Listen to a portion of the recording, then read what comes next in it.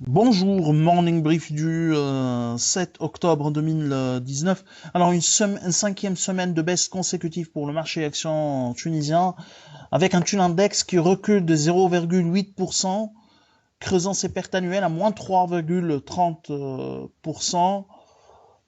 Volume en amélioration, mais rien de particulier pour la bourse de Tunis.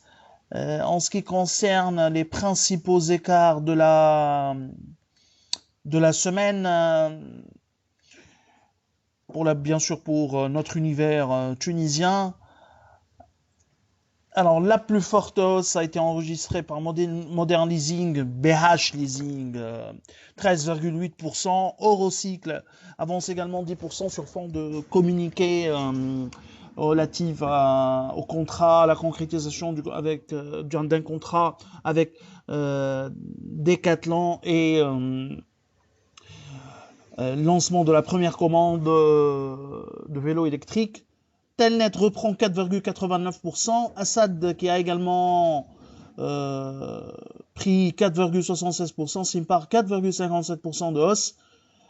BH Assurance 2,95% de gain et Pauline 2,12% qui avance de 2,12% lors de la semaine précédente.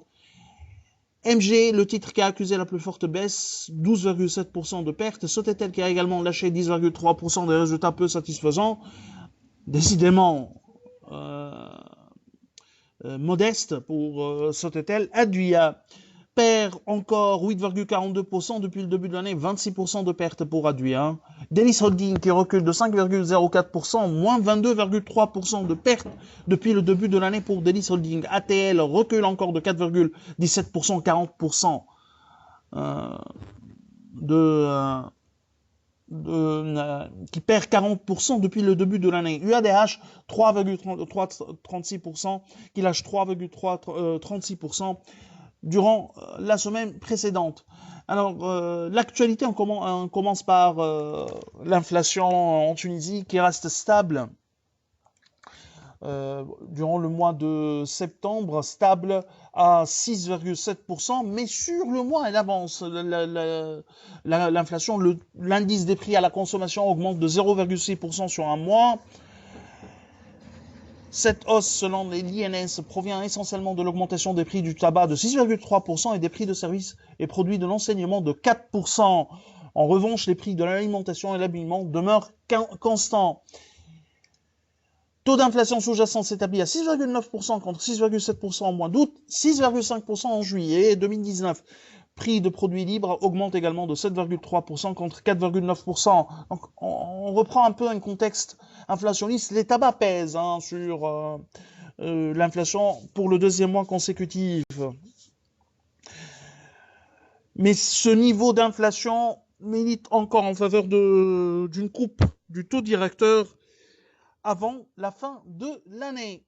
Un petit mot sur les élections, du moins sur les résultats des sorties des urnes, l'exit poll. Écoutez, pour le moment, les résultats sont